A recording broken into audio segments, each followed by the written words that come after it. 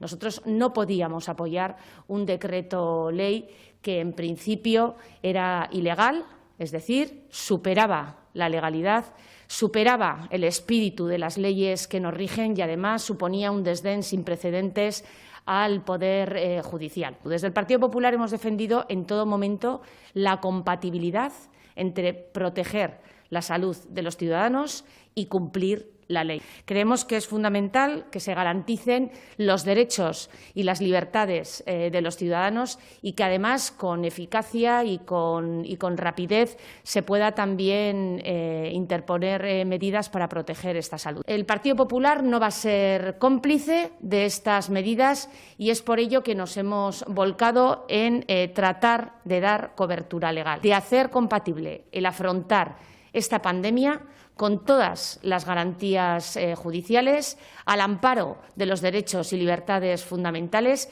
y, además, para proteger la salud de los ciudadanos. No podemos ampararnos en que simplemente hay que elegir, porque es un debate falso, entre la vida, la seguridad o cumplir la ley. Se puede afrontar la pandemia protegiendo la salud de los ciudadanos y, además, cumpliendo la ley.